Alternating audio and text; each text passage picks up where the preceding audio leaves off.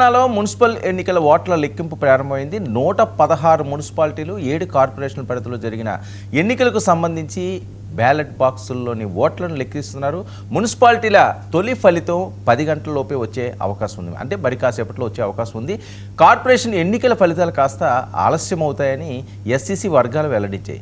రాష్ట్ర వ్యాప్తంగా మొత్తం 136 ఓట్ల లెక్కింపు కేంద్రాల్లో కౌంటింగ్ కొనసాగుతుంది. ఓట్ల లెక్కింపు కేంద్రాల దగ్గర భారీ భద్రతను కూడా ఏర్పాటు చేశారు. ఇక తెలంగాణలో ఉత్కంఠంగా ఎదురు చూస్తున్న మున్సిపల్ ఎన్నికల ఓట్ల లెక్కింపు ప్రక్రియ కొనసాగుతుంది. రాష్ట్ర వ్యాప్తంగా 123 కేంద్రాల్లో ఈ ప్రక్రియ కొనసాగుతుంది. 7 కార్పొరేషన్లో 412 డివిజన్లు, 116 మున్సిపాలిటీలోని 2569 వార్డులకు సంబంధించిన ఫలితాలను అధికారులు వెల్లడిస్తారు. మధ్యాహ్నం నాటికి మున్సిపాలిటీల ఫలితాలు, సాయంత్రంలోగా కార్పొరేషన్లు పూర్తి ఫలితాలు వెలువడే అవకాశం ఉందని అధికారులు చెబుతున్నారు. ఇక లెక్కింపు ప్రక్రియను పారదర్శకంగా నిర్వహించేందుకు ఎన్నికల సంఘం పటిష్ట ఏర్పాట్లు చేసింది. అన్ని కౌంటింగ్ కేంద్రాలు, స్ట్రాంగ్ రూముల వద్ద వెబ్కాస్టింగ్ ద్వారా రాష్ట్ర, జిల్లా అధికారులు నిరంతరం పర్యవేక్షిస్తున్నారు. ఎలాంటి అవాంఛనీయ ఘటనలు జరగకుండా కౌంటింగ్ కేంద్రాల వద్ద పోలీసులు భారీ బందోబస్తు ఏర్పాటు చేశారు. ఇక కౌంటింగ్ హాల్లోకి అధికారులు, అభ్యర్థులు, వారి ఏజెంట్లను మినహా ఇతరులను అనుమతించడం లేదు. మొబైల్ ఫోన్లు, ఇతర ఎలక్ట్రానిక్ పరికరాలపై నిషేధాన్ని విధించారు. రైట్, ఇక ఆదిలాబాద్ వెళ్దాం. ఆదిలాబాద్లో సిచ్యువేషన్ ఏ రకంగా ఉంది, ఓట్ల ప్రక్రియ మొదలైందా అని మా శ్రీనివాస్ మనతో పాటుగా లైవ్లో సిద్ధంగా ఉన్నారు. శ్రీనివాస్, ఉదయం 8 గంటల నుంచే ఓట్ల లెక్కింపుకు సంబంధించి అధికారులు అన్ని రకాల ఏర్పాట్లు అయితే చేశారు. అయితే ఉదయం 8 గంటల నుంచి ఓట్ల లెక్కింపు ప్రారంభమైనప్పటికీ అయితే ముందుగా పోస్టల్ బ్యాలెట్ ఓట్ల లెక్కింపు అయితే ప్రస్తుతం కొనసాగుతుంది. ఇంకా ఒక రకంగా చెప్పాలంటే అభ్యర్థులకు సంబంధించినటువంటి ఓట్ల లెక్కింపు అయితే ప్రస్తుతానికి ఇంకా కొంత ఆలస్యం అవుతున్నటువంటి పరిస్థితి ఉంది. కొన్ని చోట్ల మాత్రమే ఓట్ల బ్యాలెట్ బాక్స్ లో ఉన్నటువంటి ఓట్లు అయితే వేస్తున్నాయి. ఆ ఓట్లు అన్నింటిని కూడా ఒక డ్రమ్ములో వేసి అన్ని కలిపి వాటన్నింటిని తీసి కూడా లెక్కింపుకు అయితే సిద్ధం చేస్తున్నటువంటి పరిస్థితి ఉంది. అయితే ఒక్కొక్క రౌండ్కు సంబంధించి 1000 ఓట్ల సంబంధించి ఓట్ల కట్టలు కట్టి ఆ విధంగా 2 రౌండ్లలో పూర్తి చేసేటువంటి ఏర్పాట్లు అయితే చేశారు. ఉమ్మడి ఆదిలాబాద్ జిల్లా వ్యాప్తంగా అయితే ప్రస్తుతం ఓట్ల లెక్కింపుకు సంబంధించి ప్రశాంతంగా కొనసాగుతుంది. దీనికి సంబంధించి అధికారులు అన్ని రకాల ఏర్పాట్లు కూడా పూర్తి చేశారు. అయితే ఆదిలాబాద్ మున్సిపాలిటీకి సంబంధించి టీటీడీసీలో ఓట్ల లెక్కింపు కేంద్రాన్ని ఏర్పాటు చేశారు. మొత్తం 49 వార్డులకు సంబంధించి 49 టేబుళ్లు ఏర్పాటు చేశారు. అయితే టేబుల్ కు 2 చొప్పున కౌంటింగ్ అసిస్టెంట్లను, 4 కౌంటింగ్ నోడల్ ఆఫీసర్లు, 11 మంది ఆర్ఓలు, 11 మంది ఏఆర్ఓలను నియమించారు. ఇంకా అదేవిధంగా అస్మాబాద్ మున్సిపాలిటీకి సంబంధించి జిల్లా కేంద్రంలో సాంఘిక సంక్షేమ గురుకుల పాఠశాలలో అస్మాబాద్ మున్సిపల్ ఎన్నికల కేంద్రాన్ని, కౌంటింగ్ కేంద్రాన్ని ఏర్పాటు చేశారు. ఒక్కో హాల్లో 5 టేబుల్స్ చొప్పున 2 హాల్లో 10 టేబుల్స్ ఏర్పాటు చేసి 20 వార్డులకు సంబంధించినటువంటి ఈ 2 రౌండ్లలో ఈ ఓట్ల లెక్కింపు చేయనున్నారు. అదేవిధంగా మంచిర్యాల మున్సిపాలిటీకి సంబంధించి ఐజా ఇంజనీరింగ్ కళాశాలలో ఓట్ల లెక్కింపు అయితే చేపట్టడం జరిగింది. 60 డివిజన్లకు 60 టేబుళ్లను ఏర్పాటు చేశారు. 132 మంది కౌంటింగ్ అసిస్టెంట్లు, 69 మంది సూపర్వైజర్లు, 2 టేబుళ్లకు ఒక్కొక్కరు చొప్పున 30 మంది ఎన్నికల రిటర్నింగ్ అధికారులను అక్కడ ఏర్పాటు చేయడం జరిగింది.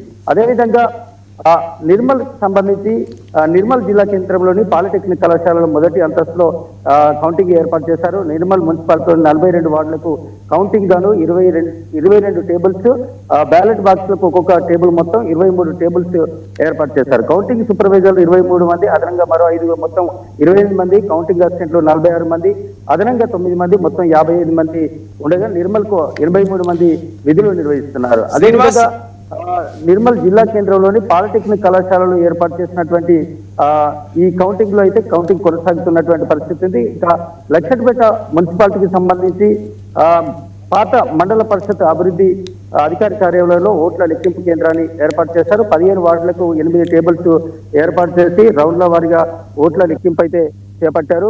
అదనపు సిబ్బందితో కలిపి 9 మంది కౌంటింగ్ సూపర్వైజర్లు, 18 మంది కౌంటింగ్ సహాయకులను ఇక్కడ ఏర్పాటు చేశారు. కాగజ్నగర్ మున్సిపాలిటీకి సంబంధించి కౌంటింగ్ కేంద్రాన్ని కాగజ్నగర్ పట్టణంలోని డిఏవి పాఠశాలలో ఏర్పాటు చేశారు. 30 వార్డులకు 2 రౌండ్లలో కౌంటింగ్ ప్రక్రియ ఇక్కడ పూర్తి చేయనున్నారు. అదేవిధంగా చెన్నూరుకు సంబంధించి చెన్నూరు ప్రభుత్వ పాఠశాలలో ఓట్ల లెక్కింపు చేస్తున్నారు. మొత్తం 18 వార్డులకు కానీ ఇక్కడ 9 రూమ్లలో ఒక్కొక్క టేబుల్ చొప్పున ఏర్పాటు చేశారు. తొలి రౌండ్ లో 9 వార్డుల ఫలితాలు ఇక్కడ లెక్కిస్తారు. ఫలితాలు వెల్లడించాక రెండో రౌండ్ లో మరో 9 వార్డుల ఓట్ల లెక్కింపు కొనసాగుతుంది. 10 మంది కౌంటింగ్ సూపర్వైజర్లు, 20 మంది కౌంటింగ్ సహాయకులను నియమించారు. మొత్తంగా తీసుకున్నట్టయితే ఉమ్మడి ఆదిలాబాద్ జిల్లా వ్యాప్తంగా అయితే కౌంటింగ్ ప్రక్రియ ప్రశాంతంగా కొనసాగుతుంది. అయితే అభ్యర్థులకు సంబంధించినటువంటి ఓట్ల లెక్కింపు అయితే కొంత ఆలస్యం అవుతుంది. ఎందుకంటే ఉదయం 8 గంటల నుంచే ఇక్కడ ఓట్ల లెక్కింపు చేపట్టాల్సి ఉండగా మొదటగా బ్యాలెట్ బాక్సులకు సంబంధించి లెక్కింపు అయితే కొనసాగుతున్నటువంటి పరిస్థితి ఉంది. అయితే ఎంతో ఉత్కంఠగా ఎదురు చూస్తున్నారు. అభ్యర్థుల భవితవ్యం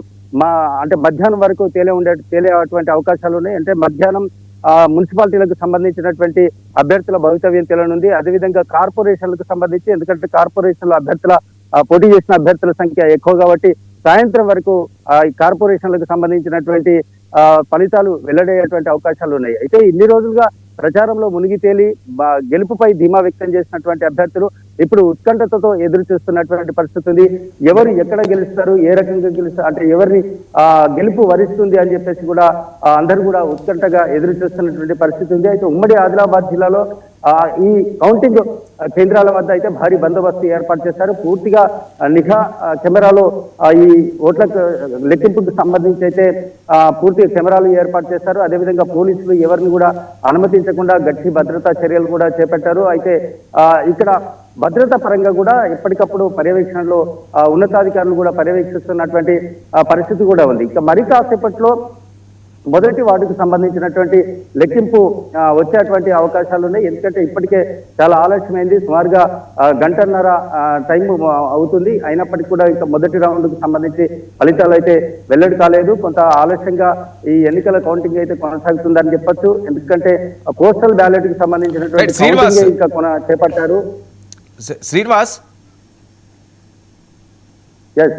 రైట్, ఓకే, కౌంటింగ్ ప్రక్రియ మొదలయ్యింది. సో ట్రెండ్స్ ఏ రకంగా కనిపిస్తున్నాయి? నిన్నటి వరకు ఉన్న మౌత్ పబ్లిసిటీ అవనియండి, లేకపోతే వేరే వాళ్ళు చెప్పిన అంశాలు అవనియండి, ఆ కాన్ఫిడెన్స్ లెవెల్స్ ఎవరికి కనిపిస్తున్నాయి? ఏ పార్టీ వైపు మొగ్గు చూపించి ఉంటారు మున్సిపాలిటీలో అనేది ఒక అంశం అయితే, మరొక అంశం ఆల్రెడీ క్యాంప్ రాజకీయాలు మొదలైనవి అని చెప్తున్నారు. వాస్తవా? అంటే క్యాంపు ఏదైతే కౌంటింగ్ ప్రారంభం కాకముందే నిన్నటి నుండే క్యాంపు రాజకీయాలు మొదలయ్యాయి. ఇటు BJP party, Congress party, BRS కు సంబంధించినటువంటి అభ్యర్థులను కొంతమంది ఉత్తరప్రదేశ్, మధ్యప్రదేశ్ తో పాటు మహారాష్ట్రకు ప్రత్యేకంగా ఏర్పాటు చేసినటువంటి బస్సుల్లో తరలించారు.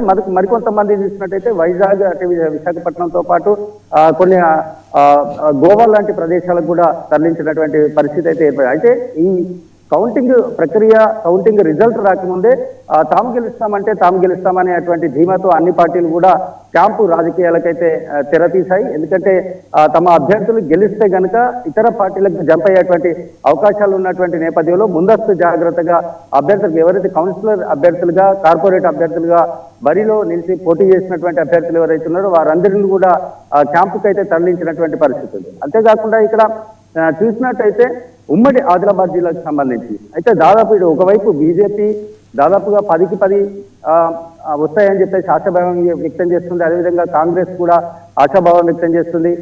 బీఆర్ఎస్ ఒక 4 స్థానాల నుంచి ఆశాభావం వ్యక్తం చేస్తున్నటువంటి పరిస్థితి కూడా ఉంది. కానీ ఒక రకంగా తీసుకున్నట్టయితే ఎగ్జిట్ పోల్స్ ప్రకారంగా కనుక తీసుకున్నట్టయితే ఉమ్మడి ఆదిలాబాద్ జిల్లాలో ఉన్నటువంటి 10 మున్సిపాలిటీలకు సంబంధించి 10 మున్సిపాలిటీల్లో అంటే మనకు అందుతున్నటువంటి సమాచారం వరకు అంటే బీజేపీకి ఒక 4 వచ్చేటువంటి అవకాశాలు ఉన్నాయి. అదేవిధంగా కాంగ్రెస్ కు ఒక 4 మున్సిపాలిటీలు, బీఆర్ఎస్ కు ఒక 2 మున్సిపాలిటీలు అయితే కైవసం చేసుకునేటువంటి అవకాశాలు ఉన్నాయి. కానీ ఇరు పార్టీలు ఎవరికి వారే ధీమా వ్యక్తం చేస్తున్నారు. కానీ ఇక్కడ మంచిర్యాల మున్సిపాలిటీకి సంబంధించి కూడా 60 ఏదైతే డివిజన్లు ఉన్నాయో కార్పొరేషన్లు 60కి 60 ధీమా వ్యక్తం చేస్తున్నారు. కానీ 40 నుంచి 45 వరకు